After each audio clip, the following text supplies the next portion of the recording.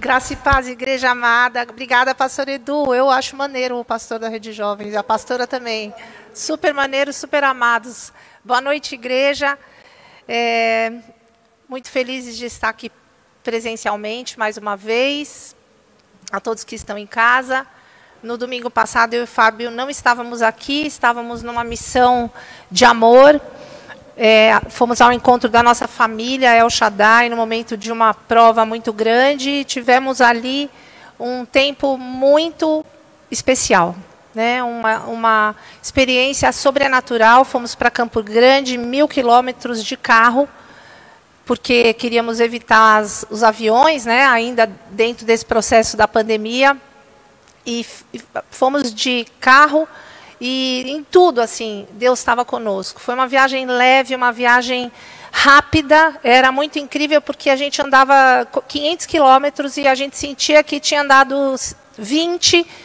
E tudo foi muito leve, muito intenso, muito cheio da presença de Deus. Fizemos ali, fizemos o que tínhamos que fazer, amar as pessoas que têm caminhado conosco e também fomos dar consolo e conforto à igreja de Campo Grande. Todo mundo sabe, não sei se alguém não sabe, eu acho impossível alguém não saber, porque isso tudo foi altamente divulgado, uma repercussão muito grande, que foi o falecimento do apóstolo Edilson Vicente, nosso amigo, nosso grande companheiro de ministério, líder da igreja El Shaddai de Campo Grande, e Deus o recolheu. Né? Aí nós chegamos em São Paulo cheios de fé. Na segunda-feira passada, vimos o mover de Deus, tínhamos até uma palavra do médico. Na vinda, nós recebemos um WhatsApp da apóstola Lu, dizendo que o médico falou: percebo que agora ele vai avançar, agora o processo começa a ficar bom e ele vai melhorar. E aí teve uma melhora significativa pela primeira vez. Isso na segunda, quando nós estávamos voltando. E aí, na terça, a gente teve aquela notícia de que ele havia falecido.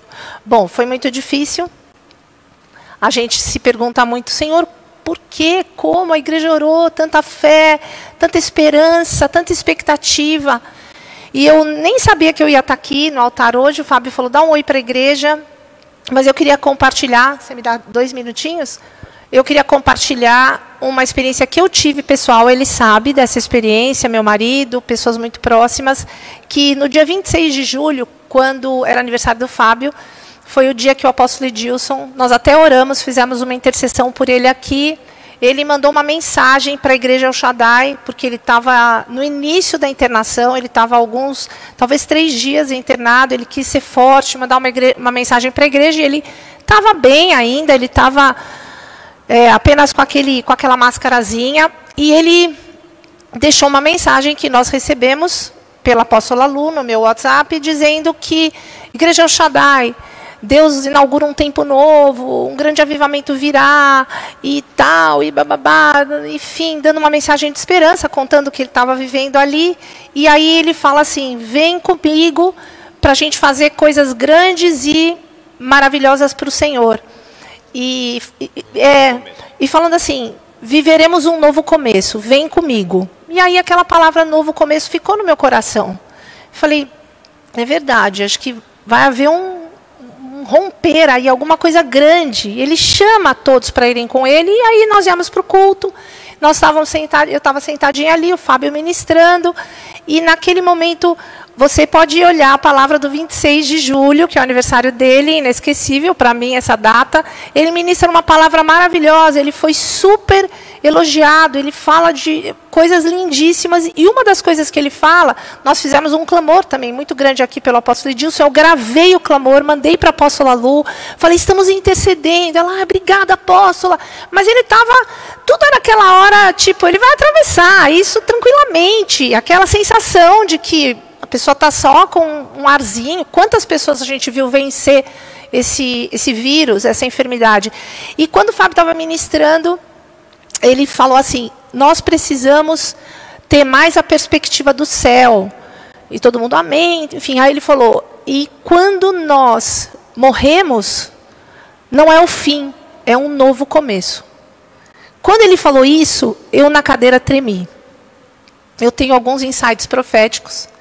E esse é o segundo grande insight profético que eu tive nesses últimos tempos. Um foi com a morte do seu Francesco, que é o proprietário desse lugar, que naquela manhã que ele faleceu, de manhã eu me preparando no meu devocional, me veio nitidamente esse pensamento. E se um dia o seu Francesco morrer?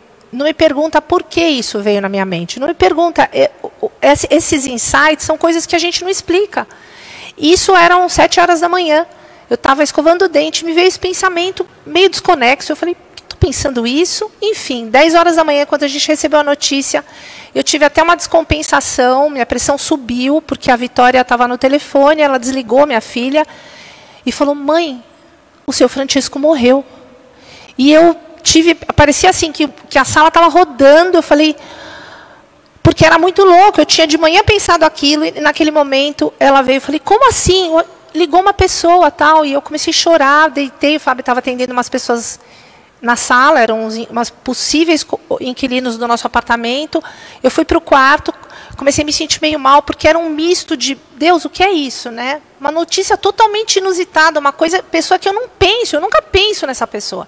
E com o apóstolo Edilson, quando eu estava sentada ali, eu falei, Deus, como assim? E fiquei quieta, compartilhei um pouco depois com o Fábio, ele falou, mas por quê? Eu falei, porque é uma tristeza muito grande. Ele, não, Cláudio, vai dar tudo certo. Eu falei, porque na minha alma eu tinha muita tristeza aqui. Imagina, meu amigo, a gente tinha muita afinidade, ele tinha muita coisa parecida comigo. Ele viu o início da minha caminhada cristã, ele sempre falava, Cláudia, eu cheguei lá, você era uma menina. E eu achei muito... Ele compartilhava coisas comigo do meu ministério que poucas pessoas conheciam, né? Então era uma pessoa que eu confiava, que eu amava, enfim. E todo esse processo, mesmo nas melhoras, eu falava, aquele pensamento foi, ou aquela cena que parece que a cadeira tremeu, foi só uma experiência da minha alma. E hoje, já com esse aviso do Senhor, eu sei que foi um novo começo. Eu fiquei muito em paz, né? Muito triste, mas tanto nós, eu pessoalmente, a própria apóstola Lu, seus filhos, eles sabem que existe uma soberania divina e, como a gente sabe que o que está em jogo não é a nossa vida só, né? Deus cuida de nós sim, mas sim algo muito maior, que transcende a nossa história, os nossos alvos, objetivos. Quando Deus tem algo muito grande para fazer, Ele pode realmente decidir fazer uma coisa que aos nossos olhos é muito ruim. Mas quando é Ele que faz, coisa muito boa vem pela frente, sempre. Na hora não é fácil, mas a gente está esperando. E hoje mesmo nós falamos com a apóstola Lu, vamos ver o que grande e poderoso Deus está preparando, né? Então fica para nós um ensino de maturidade cristã, de que Deus nunca faz nada duro para os seus filhos, porque isso é muito duro, sem um propósito muito maior. Então, eu queria compartilhar esse testemunho, o Fábio conhece, jamais eu falaria isso, né, para a família ou para as pessoas, porque até o fim a gente tem que crer. Mas talvez Deus tenha me avisado, porque talvez eu ficasse muito mal, ou ficasse muito... seria difícil. Então, ele fala, né, que ele avisa a gente das coisas que vão acontecer. Ele sempre usa um profeta, ou o próprio Espírito nos avisa, até para nos preparar para isso. Então, compartilhando um pouco da minha experiência, e certos de que esse grão de trigo morreu, mas ele vai dar muito fruto. Né? Ele vai dar... É essa? Puxa, não sabia. Ele vai pregar o grão de trigo, eu não sabia. Então, amém, glória a Deus. Amo vocês muito, vamos em frente, o Senhor é conosco, grandes coisas, como disse o apóstolo Edilson, vem comigo, porque grandes e poderosas coisas, alguma coisa assim, o Senhor está fazendo. Depois a gente pode até mostrar esse vídeo para vocês, e você tomar posse dessa palavra profética, tá bom? Amo vocês, graça e paz. Lógico que eu estava com saudade da igreja. Eu comecei falando. Estou muito feliz de estar aqui com vocês, Igreja El Shaddai. Amo vocês muito. Graça e paz. Deus te abençoe. Graça e paz, igreja do meu coração. Essa fala da apóstola, ela é absolutamente verdadeira. Às vezes, Sermos profetas representa sabermos antecipadamente das coisas boas, agradáveis que vão acontecer. Porque os profetas de Deus, eles anteveem as bênçãos do Senhor antes que elas cheguem, né? Mas também muitas vezes o Senhor nos faz saber de coisas que não são tão agradáveis. E isso que a apóstola falou está respaldado por um versículo bíblico que diz assim: e Deus não fará coisa alguma sem antes revelar aos seus servos os profetas. Então, eu já compartilhei também dessa experiência de saber antecipadamente do falecimento da pastora Maísa. Deus me disse que ia levá-la, mas é uma coisa terrível você saber disso. Você ter essa sensação, essa percepção, e você não poder compartilhar isso com ninguém, porque você está vendo ali um grande mover de oração.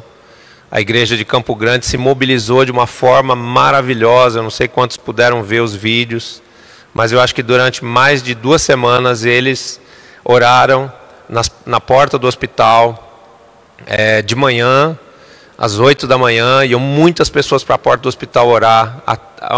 A meio-dia tinha uma live, às 6 horas da tarde tinha um culto na igreja, e à meia-noite eles iam de novo para a porta do hospital. E eles não estavam orando só pelo apóstolo Edilson, eles estavam orando por todas as pessoas que estavam ali internadas, e isso redundou mesmo num relatório de que muitas altas foram estabelecidas. Mais de 50 pessoas receberam alta naquele período em que eles estavam ali orando, e as próprias pessoas do hospital, nós tivemos a oportunidade de conversar com a diretora do hospital, e ela reconheceu que aquela oração lá fora estava produzindo um efeito positivo no resultado, né, do hospital, e também de muita paz, de muito bem-estar para os profissionais da saúde, os enfermeiros que estavam ali. Por quê? Porque a oração da igreja tem poder.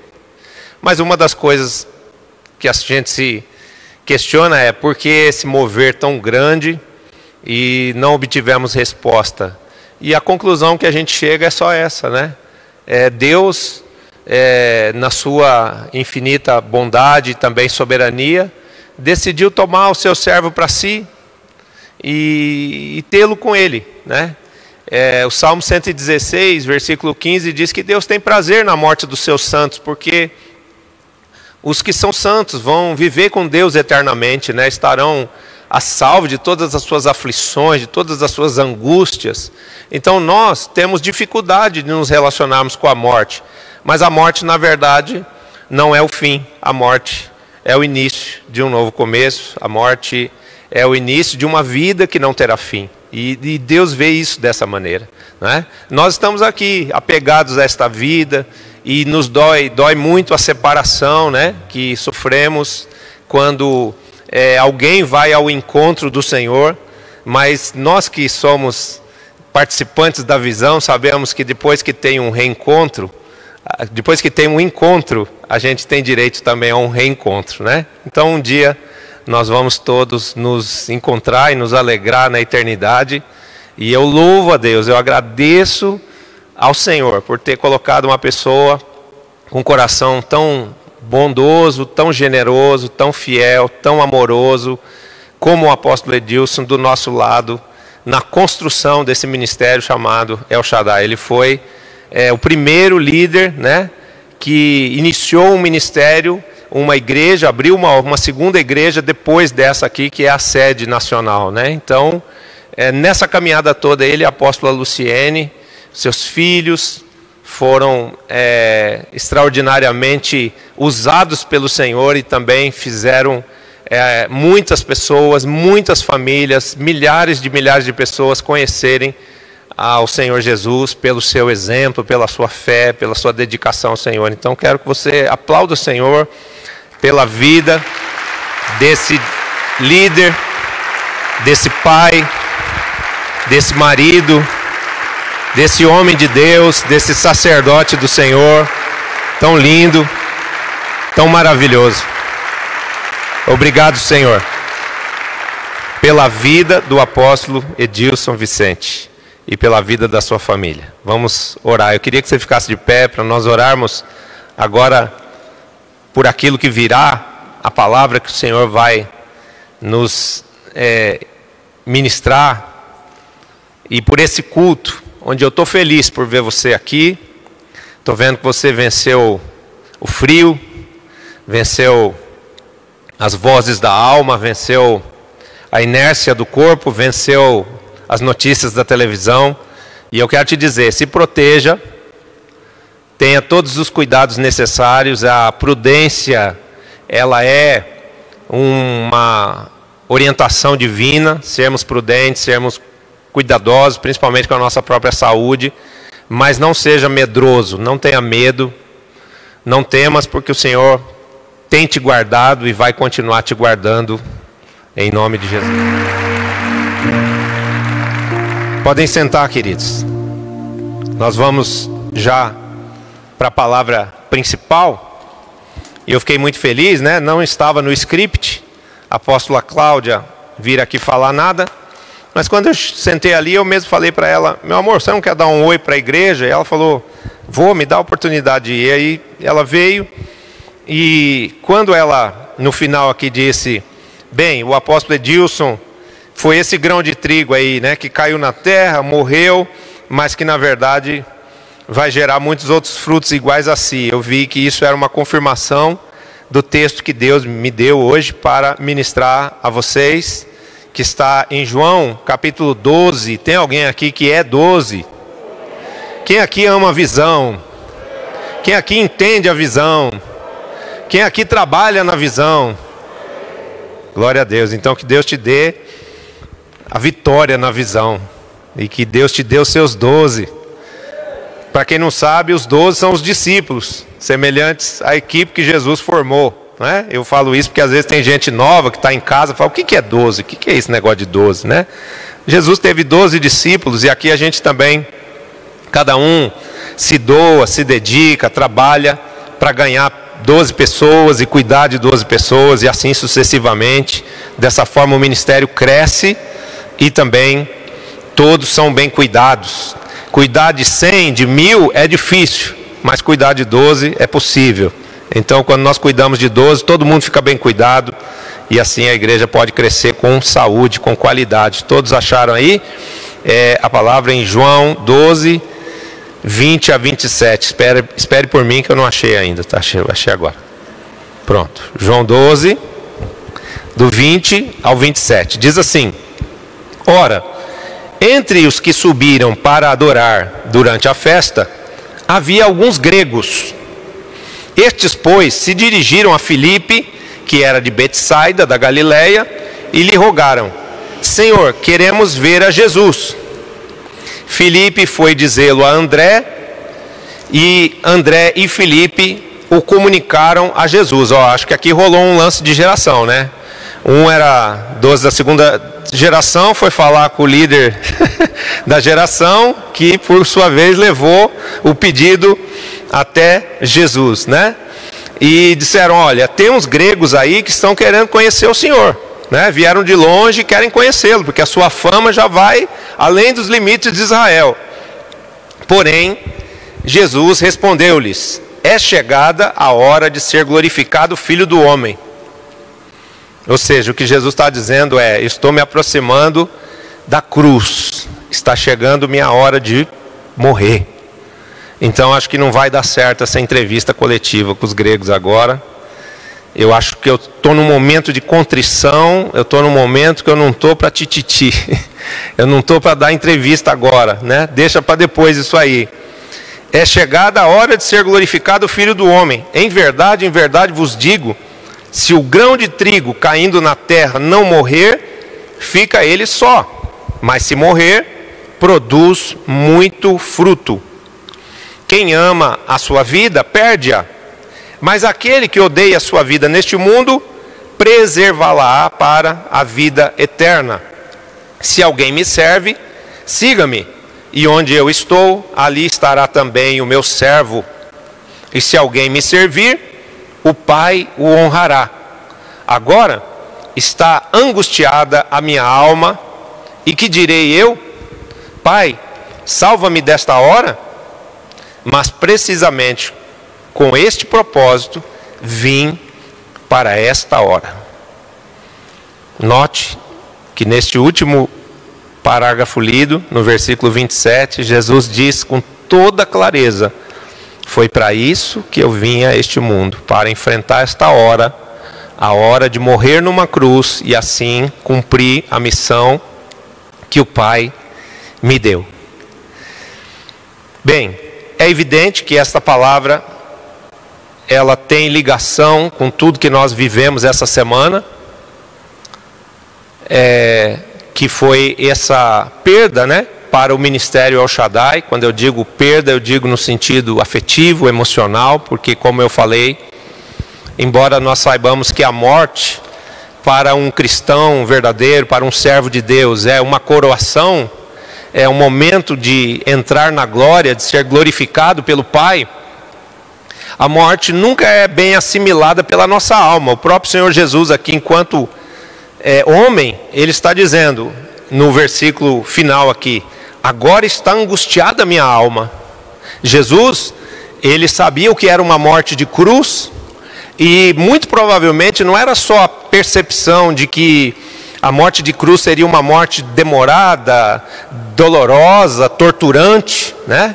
Uma morte vil, porque ele sabia que estava ali não só enfrentando a morte do ponto de vista natural, mas estava enfrentando o reino das trevas, o diabo, o inferno, os demônios todos, né, que vieram sobre Jesus ali na forma de opressões, de angústia, de medo, de enfermidades, porque ali Jesus estava levando consigo o cativeiro, né? A palavra diz que naquela hora em que Jesus morreu, o céu ficou em trevas, né? E aquelas trevas não eram trevas fruto de uma tempestade que estava se armando, e sim, eram trevas espirituais, ou seja, ali aquele momento era um momento de ajuntamento de muitos inimigos espirituais, de muitos demônios que vieram para oprimir Jesus, né? O inferno acreditava que a morte de Jesus era a vitória das trevas sobre a luz, do mal sobre o bem, mas na verdade o plano de Deus é que por meio daquela morte, o inferno, a morte, o diabo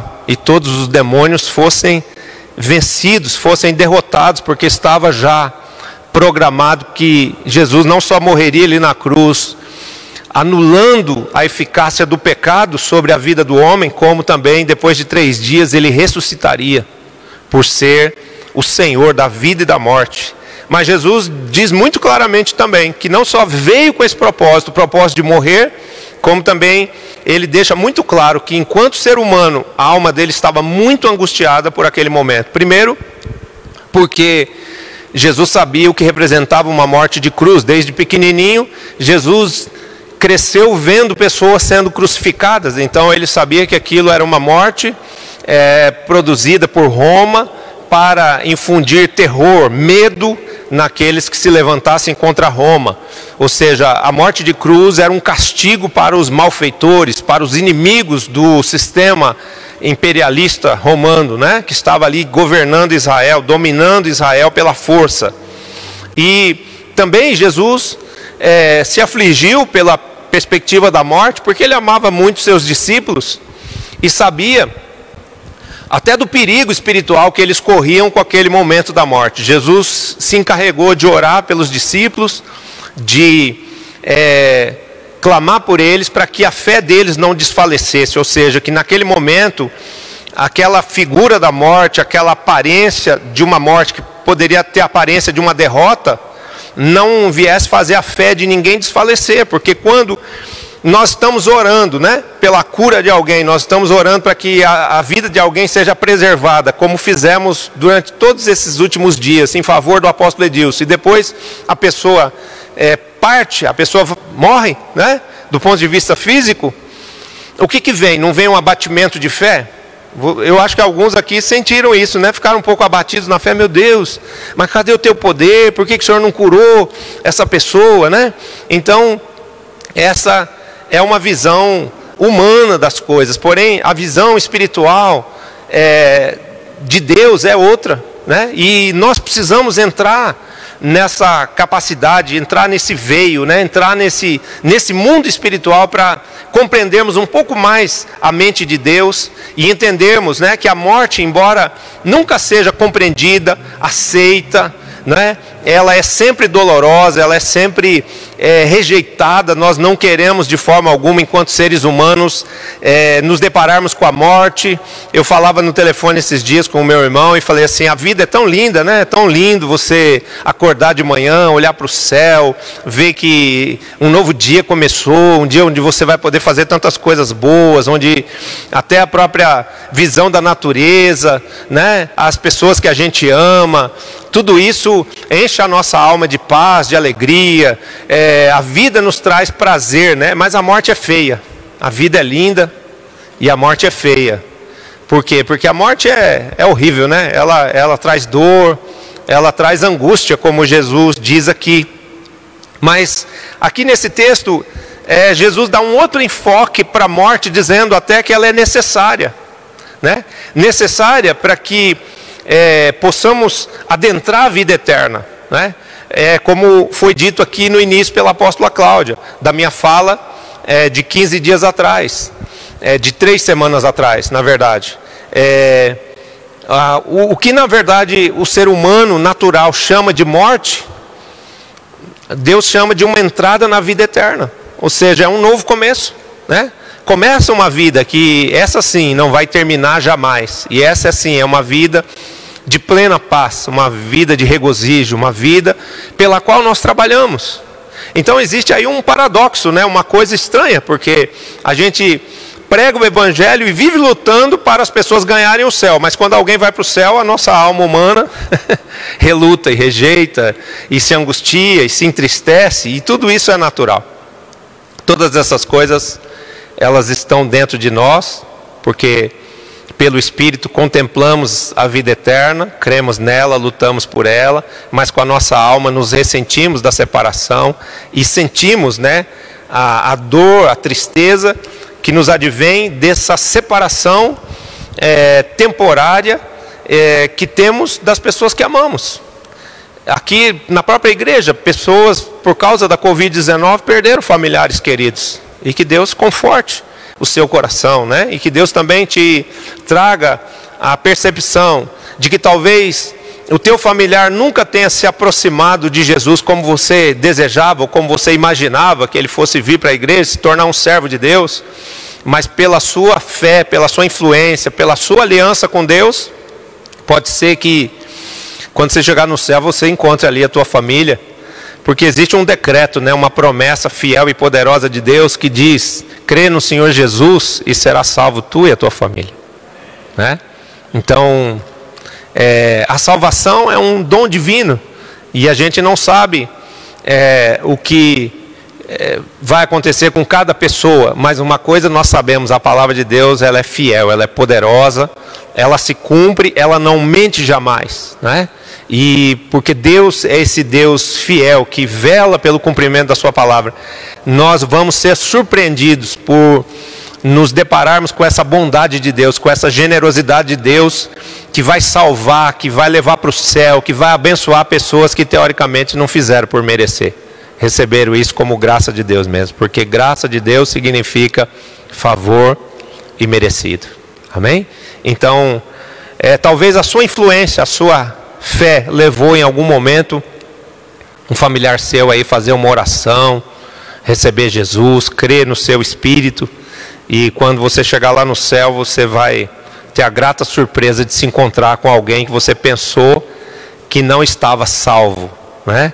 Então, apesar desse fato, a morte sempre vai trazer para nós essa angústia que Jesus está dizendo aqui, né? Ele diz assim: agora está angustiada a minha alma. Então, a alma de Jesus estava angustiada pelo fato de saber que ele ia morrer numa cruz, uma morte de dor, uma morte de suplício, de tortura, por saber que os discípulos iam sofrer, iam chorar, que alguns poderiam se perder, se desviar, e também pelo princípio momentâneo ali daquela separação, né?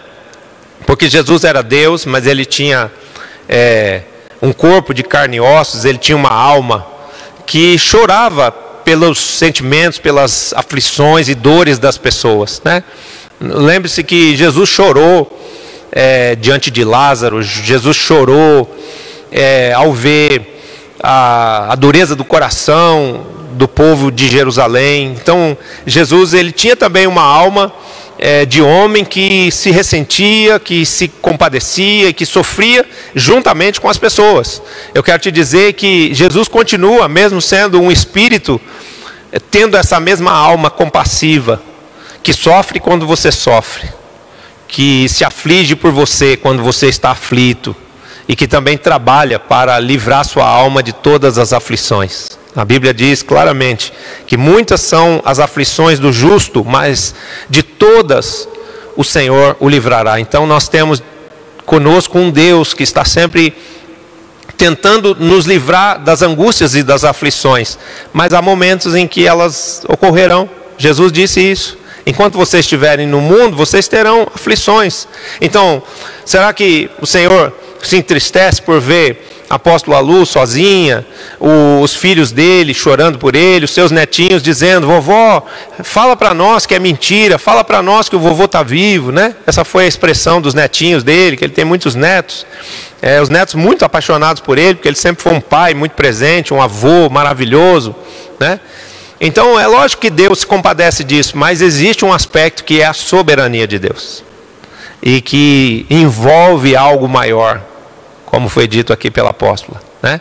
Que envolve um processo de cumprimento de tempos, de estações. A Bíblia diz que Deus tem os nossos dias contados, né? O Senhor sabe o tempo que ficaremos nesta terra, Ele sabe quando cumprimos a nossa missão aqui, quando é o tempo de partirmos para Ele. E certamente, né, a partida de alguém é dor para os que ficam aqui, mas é alegria para o céu, né? Eu tenho certeza que o apóstolo Edilson foi recebido lá com festa, com uma celebração lá de anjos, porque ele foi um grande homem de Deus, um grande servo de Deus. Então nós precisamos ter essa visão, né, de que a morte traz angústia à nossa alma, mas nós estamos lutando para viver no céu, nós estamos trabalhando aqui para alcançar essa vida espiritual, que é o que de fato vai perdurar, que é o que de fato existe, né?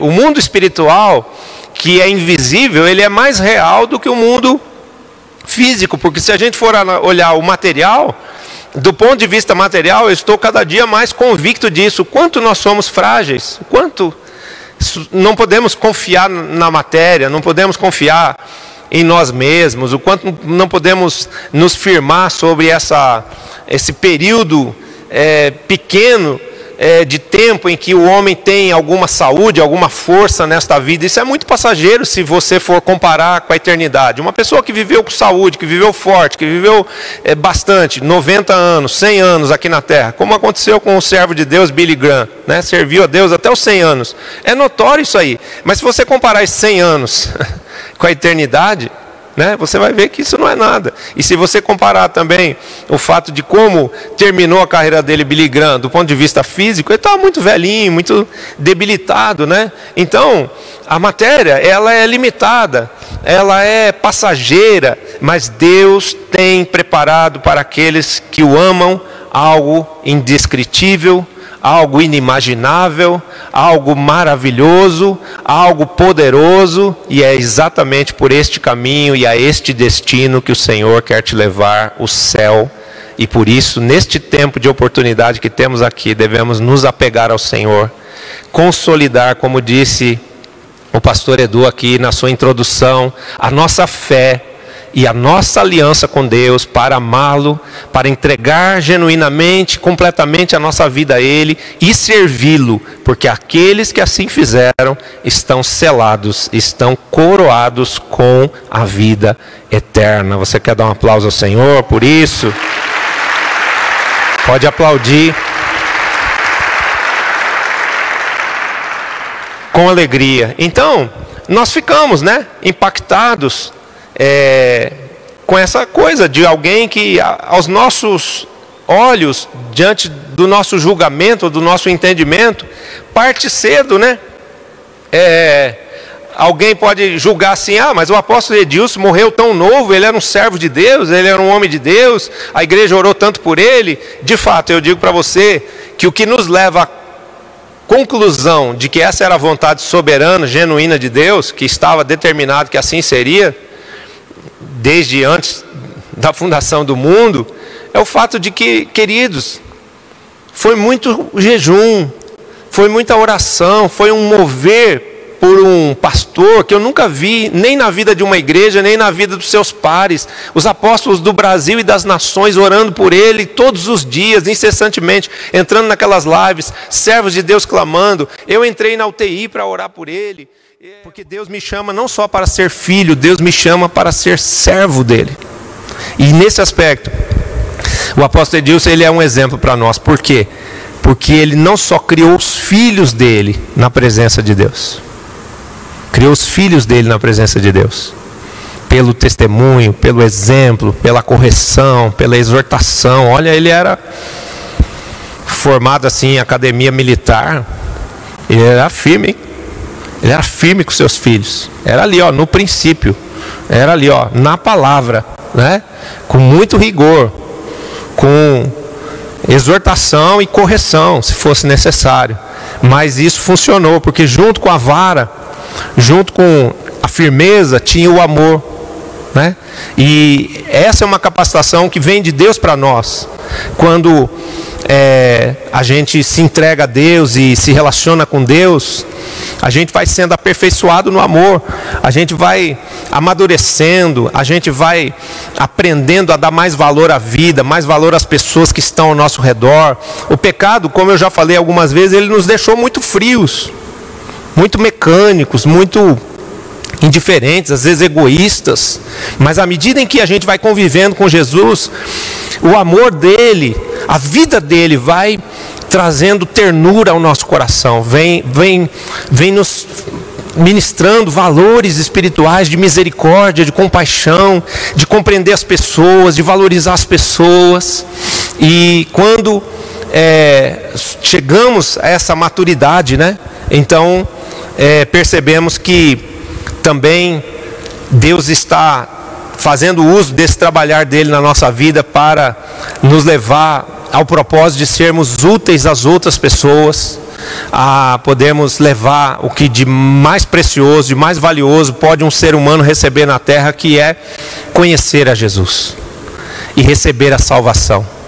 E nisso eu quero louvar a Deus também pela vida, né, da igreja El Shaddai, porque Deus conservou viva, acesa dentro do nosso coração a chama da visão celular no modelo dos 12, que é uma visão de se doar, que é uma visão de servir, que é uma visão de cuidar de outros, que é uma visão de pregar o evangelho de uma forma verdadeira, abrindo o coração para Jesus, abrindo as portas da casa para Jesus, pagando esse preço muitas vezes de receber a ingratidão das pessoas, a indiferença das pessoas, sofrer às vezes por causa da incredulidade, da dureza de coração ou da própria ingratidão das pessoas, mas também receber o amor eterno, receber a gratidão eterna daqueles que são chamados para permanecerem conosco, para permanecerem em Jesus, no Senhor, e não só permanecerem em Deus, mas também se deixarem usar por Deus, ou seja, vão reproduzir o legado. Então, eu quero dizer, o Senhor Jesus, ele disse aqui, se o grão de trigo cair na terra e não morrer, ele ficará só. Mas se ele morrer, ele vai produzir muito fruto. Então preste atenção que nós fomos chamados para estarmos na presença do Senhor. Aonde? Aqui na terra. E é uma decisão nossa servirmos a Deus. Porque eu posso cair na terra, eu posso estar na presença de Deus na terra, mas decidir não morrer. Decidir continuar vivo para os meus próprios sonhos, para os meus próprios projetos, continuar vivendo a minha vida natural, continuar vivendo a minha vida num paralelo de estar com um pé na igreja e outro lá no mundo, ser um pouco espiritual e ser um pouco carnal ao mesmo tempo, ser um pouco crente, mas também ser um pouco ímpio, Tem pessoas que vivem essa vida paralela, queridos. Tem gente que vive assim dentro da igreja. E isso é um equívoco muito grande. Se você chegou aqui nesse culto hoje, se você adentrou esse templo hoje, tomado por esse espírito de engano, debaixo desse equívoco, eu levanto a minha mão para te dizer: seja liberto, em nome de Jesus. E viva na plenitude de uma entrega para Deus, a sua vida espiritual, para que Deus te santifique, para que Deus te liberte do pecado, para que Deus te liberte de todo o engano e de toda a sedução deste mundo, do maligno, da carne, porque nada se compara à alegria, à paz, à satisfação de sabermos que o Senhor nos aprova, de que o Senhor se agrada de nós, de que nós podemos ser canais limpos da unção dEle. Alguns admiram assim: apóstolo René é uma bênção, meu Deus, que palavra que esse homem dá, que unção que ele tem. Outro dia um discípulo escreveu aqui: apóstolo, eu queria ter só 10% da unção que o senhor tem, tal. Não estou falando isso para vanglória, estou falando que é como as pessoas nos veem às vezes. Eu quero dizer, você não precisa ter só 10%, nem da minha unção, nem da unção da apóstolo René, você pode ter 100%, porque você é filho espiritual, porque você é filho de Deus, porque você está no corpo, porque você está debaixo de uma cobertura, porque você é discípulo. E essa é a bênção: podemos amar Jesus, podemos nos entregar de todo o coração a Jesus, sem reservas, sem medo de entrarmos no barco com Ele e podemos navegar por esse oceano do Espírito aí, que é profundo e que vai nos levar a altas aventuras, mas também a grandes pescarias e a grandes conquistas, a grandes vitórias, em nome de Jesus. Você quer aplaudir o Senhor? Pode fazer isso.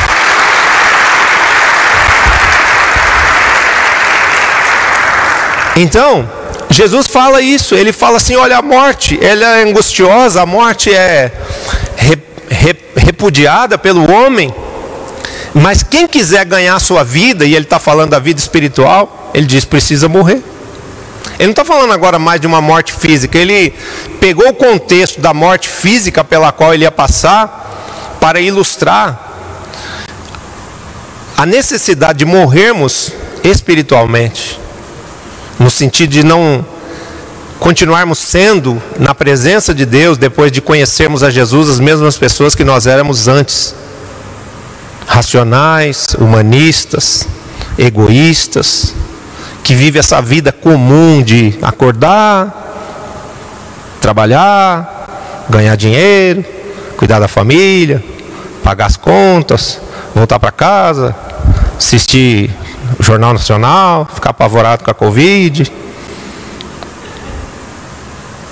Essa é uma vida egoísta, é uma vida muito vazia. Mas nós somos chamados a uma vida onde essa vida aí natural, ela é renunciada, ela é colocada no altar de Deus para morrer e ingressarmos e mergulharmos numa outra vida com Ele, que é a vida espiritual, que é a vida por fé, que é a vida com amor, que é a vida com paixão, que é a vida que o apóstolo Edilson viveu. O apóstolo Edilson morreu para si mesmo. Ele contou isso aí bem umas 32 vezes em todos os congressos que nós tivemos, que ele era concursado, que ele prestou concurso para fiscal de renda, que ele ganhava muito bem, que ele deixou tudo isso para Jesus. E é verdade, eu estou falando assim, estou brincando, porque ele gostava muito de contar essa história. E é verdade, foi essas renúncias que ele fez, de viver para si mesmo, de viver com muito conforto e com muito dinheiro, é que fizeram ele fazer num determinado momento uma escolha: vou deixar tudo isso, essa segurança da terra, essa perspectiva dos homens, para andar com Deus, para servir a Deus. E eu quero te dizer que ele fez a escolha certa, porque não só ele foi agradável a Deus, ele foi bem sucedido em Deus, como também ele foi próspero em Deus, e Deus deu tudo para ele o que ele tinha deixado lá, porque está escrito: não há ninguém que deixe por amor a Jesus nesta vida pais, mães, irmãos, irmãs, casas ou bens, que não receba nesta vida o cêntuplo de tudo isso, e também a vida eterna. Amém? Vale a pena nos entregarmos a Jesus, vale a pena termos como uma parte importante da nossa vida, sermos mais do que filhos de Deus, sermos servos de Deus. Porque quando fazemos isso, então estamos cumprindo a nossa missão e dessa forma Deus se agrada de nós e Deus nos faz vivermos uma vida com legado. Essas pessoas que têm essa vida tão natural, às vezes elas passam, né? A vida tão natural que eu falo é aquela vida rotineira, aquela vida egocêntrica, individualista, materialista, eu sou um profissional, eu trabalho, eu ganho, eu pago, eu faço, eu dou educação para meus filhos. Ok, tudo isso é maravilhoso, todos nós temos que ser trabalhadores, sermos pessoas bons pagadores dos nossos deveres materiais, das nossas contas, investirmos na vida da nossa família, mas conhecendo a Jesus a gente sabe que tem mais do que isso. Você sabe que tem algo a mais do que isso, que é um nível de satisfação, que é um nível de recompensa no plano espiritual que estas coisas todas que você tem, que você faz, não te dão. Então vale a pena ir um pouquinho além. Como eu falei, vale a pena embarcar com Jesus nesse barco, onde Ele nos chama para uma viagem com Ele, uma aventura com Ele, porque viver com Jesus é viver de forma emocionante e nos despojarmos dessa vida natural, medíocre, para servirmos a Deus. Porque quando fazemos isso, não só ganhamos uma recompensa aqui nessa vida mesmo, porque somos recompensados com o amor das pessoas, a gratidão das pessoas. Eu disse para a diretora do hospital lá, falei assim, sabe por que tem esse exército de gente aí clamando de dia e de noite? Queridos, porque era constrangedor o amor de Deus manifesto na vida daqueles discípulos. Eles iam lá orar, o dia que nós fomos falar com a diretora do hospital, eles estavam na chuva, às 8 horas da manhã, acordaram às 7 para estar no hospital às 8 e estava chovendo e eles lá todos de capinha, parecendo uns passarinhos molhados lá, aqueles passarinhos que ficam na chuva, tomando chuva, orando, clamando, chorando lá na presença de Deus, as lágrimas se misturavam com as gotinhas da chuva, e o povo lá na posição, né, lutando tão bravamente pela vida do seu pastor. Só que a vida do seu pastor já estava contada no livro da vida e Deus queria ele para si e o tomou, né, e o levou. Mas ele deixou algo para trás. Ele deixou uma família maravilhosa. Ele deixou uma esposa sábia, uma mulher de Deus que aprendeu muito com ele e que vai continuar sendo usada como também ele era. Deixou filhos e genros, né? 3 filhas e um filho, né? 4 filhos ao todo, 3 meninas e um garoto que todos servem a Deus. Então, eu queria falar para você que é bom nós olharmos para esse exemplo e prestarmos atenção como a nossa comunhão com Deus, como a gente fazer parte da igreja, é algo que faz toda a diferença na nossa vida, na nossa sorte, e fará também diferença na vida dos seus filhos.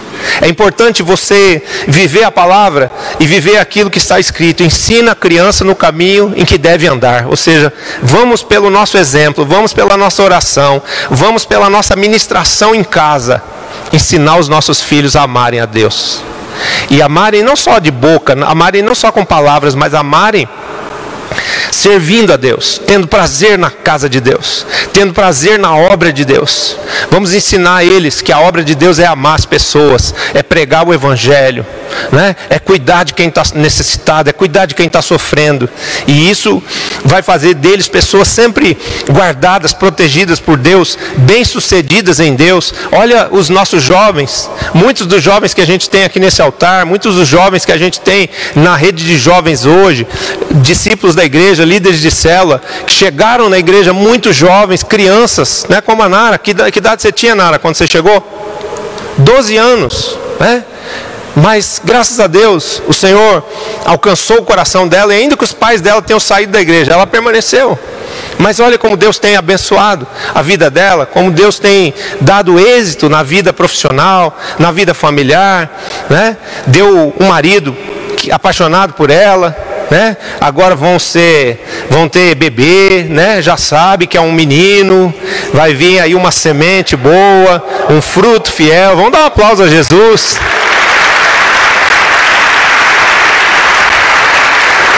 Fiquei sabendo essa semana que a Isabelle, também outra jovem que cresceu aqui nessa igreja, começou a estagiar no Einstein, está trabalhando no Einstein. Vamos dar um aplauso a Jesus, né? Então, o Senhor abençoa com muita graça, com muitas bênçãos, com muito êxito, aqueles filhos que estão na presença de Deus. E esse é o nosso legado, porque o Salmo de número 127 diz assim, ó: herança do Senhor são os filhos, o fruto do ventre, o seu galardão. Como flechas na mão do guerreiro, assim são os filhos da mocidade. Feliz o homem que enche deles a sua aljava, não será envergonhado quando pleitear com os inimigos à porta. Então preste atenção nisso, os nossos filhos são a continuidade do que somos e do que fazemos. Então o apóstolo Edilson não morreu, o apóstolo Edilson multiplicou. Você consegue compreender isso? Você consegue compreender que dentro de uma visão espiritual tem algo maior? E que agora, talvez na ausência dele, esses filhos vão entrar em campo de uma forma como não entrariam se ele estivesse presente? E vão trabalhar, e vão fluir, e vão derramar da unção do qual eles são herdeiros de uma forma multiplicada. Porque era um derramando unção, agora são 9, a esposa e os filhos e genros. Isso eu estou falando dentro da família biológica. E aquele exército de discípulos que ficou lá? Pois eu quero te dizer que a visão vai tomar Campo Grande, a visão vai tomar o Mato Grosso, a visão vai tomar outros estados e outras nações. Porque esse é o nosso chamado no Senhor, é o chamado para uma obra que não terá fim. A Bíblia diz que o reino de Deus, ele cresce, o seu aumento não terá fim. Então, a obra de Deus só vai parar a hora que toda a terra estiver cheia da glória e do conhecimento do Senhor. Então, existe muita terra para ser conquistada, existem muitos territórios para serem alcançados pelo Evangelho. E o que nós precisamos, cada dia mais, valorizar esse nosso chamado em Deus. Primeiro, porque ele representa a bênção de Deus sobre nós e sobre a nossa família, sobre a nossa parentela. Mas ele significa também podermos servir a Deus, gerando outros na fé, levando a salvação a outros e assim tendo a herança de um galardão eterno. O galardão do apóstolo Edilson é muito grande. Eu liguei para o Papa e falei assim: Papa, teu pai está sendo condecorado lá no céu. Jesus está pondo lá as medalhas, aquelas medalhas de general, sabe aquelas medalhas de general assim? Por quê? Porque serviu durante muitos anos ao Senhor. Só do meu lado foram 20 anos, ele já era servo de Deus antes de me conhecer, mas do meu lado foram 20 e poucos anos, 21 anos, 22 anos, nem sei, de aliança, de fidelidade, né? A igreja de lá cresceu, tal e qual a igreja daqui, ainda se multiplicou por meio de outras igrejas. Só que agora, na ausência dele, isso vai se intensificar muito mais. Por quê? Porque o grão de trigo caiu na terra e morreu. Mas se ele morre, ele não fica só. Ele produz outros iguais a si, que vão continuar frutificando. Você quer dar um aplauso ao Senhor por isso?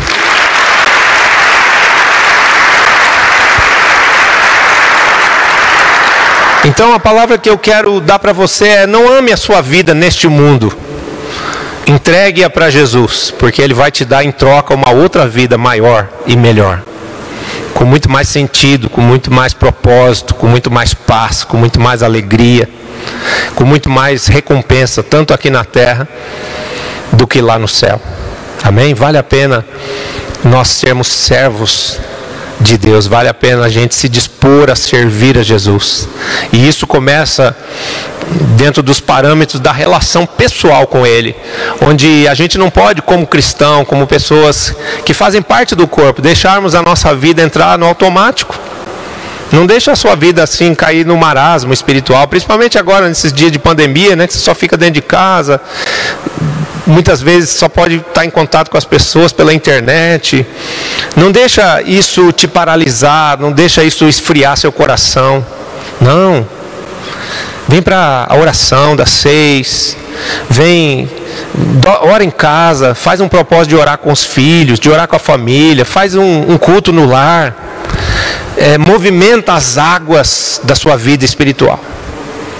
O inimigo gosta quando a gente começa a entrar no automático, o inimigo gosta quando a gente começa a se esfriar, e vai dando uma sensação horrível de que parece que a gente está devedor, a gente não está fazendo o que tem que fazer, a gente tem a sensação de que Deus já não está falando mais com a gente quando isso começa a acontecer. Então não deixa isso acontecer, porque a palavra do Senhor diz,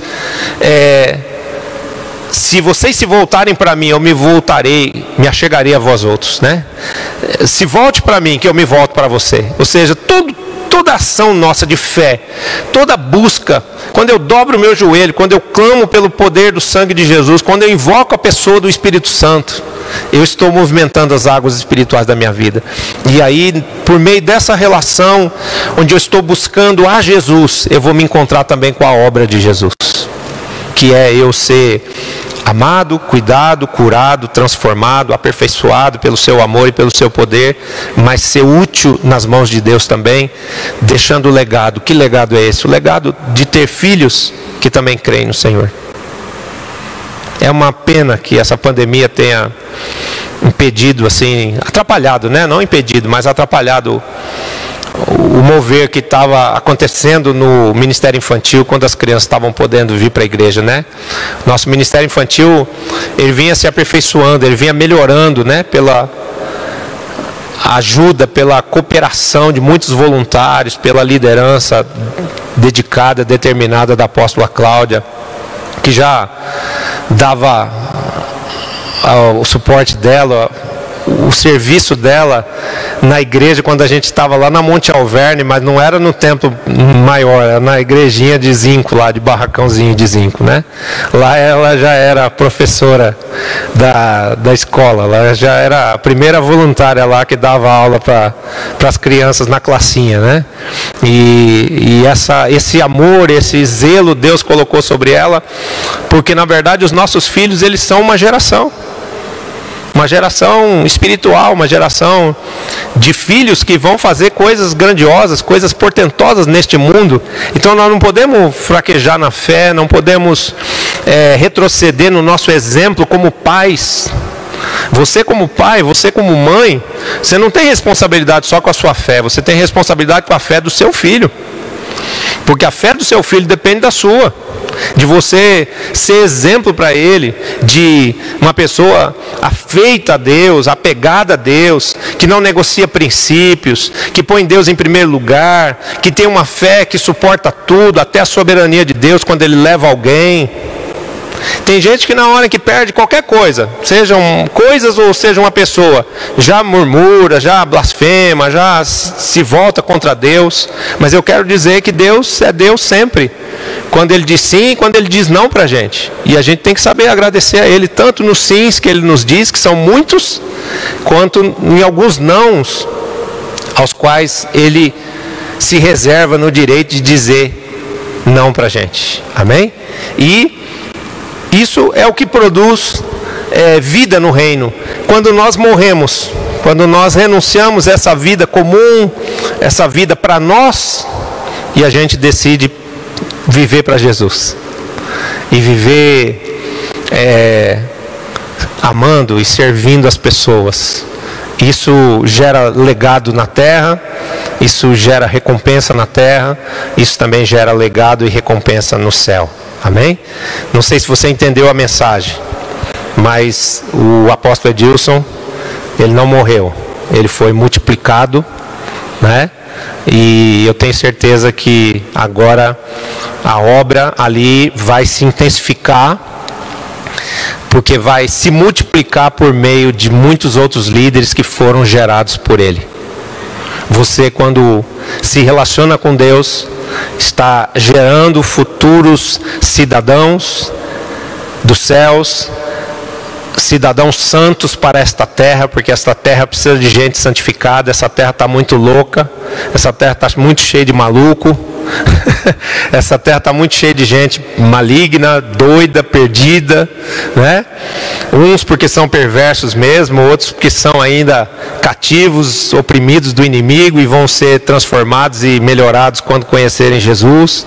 Mas essa terra aqui precisa dessa nossa entrega, porque não foi a anjos que Deus confiou a missão de fazer conhecido o mistério da ressurreição de Cristo. E sim, foi essa chamada feita aos homens. Sou eu e você que precisamos decidir nos entregarmos a Deus, desenvolvermos prazer na casa de Deus, na vida com Deus, na obra de Deus, para que possamos ser multiplicados também através dos nossos filhos biológicos e dos nossos filhos espirituais. Quem faz discípulo perpetua o que é e perpetua a sua obra, porque não morre jamais.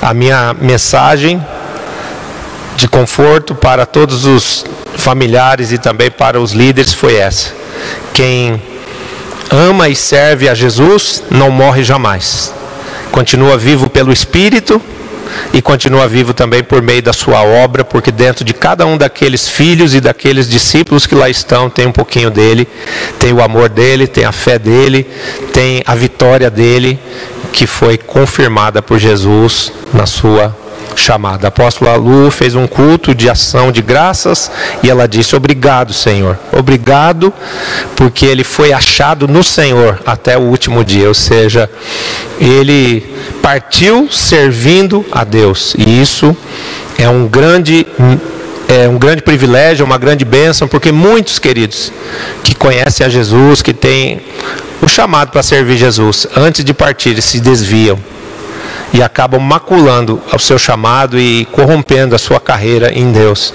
Então, grande privilégio, grande bênção e honra é sermos tomados por Deus, permanecendo no Senhor. E que Deus te conserve, né? Com saúde, que Deus te dê vida longa, que você possa servir muitos anos aqui nesta terra ao Senhor, que você possa se alegrar muito com toda a beleza, com todo o prazer que a vida te traz aqui neste mundo, mas que no dia em que for o teu dia de partir, você seja encontrado no Senhor. Só quem recebe dá um aplauso bem forte aí.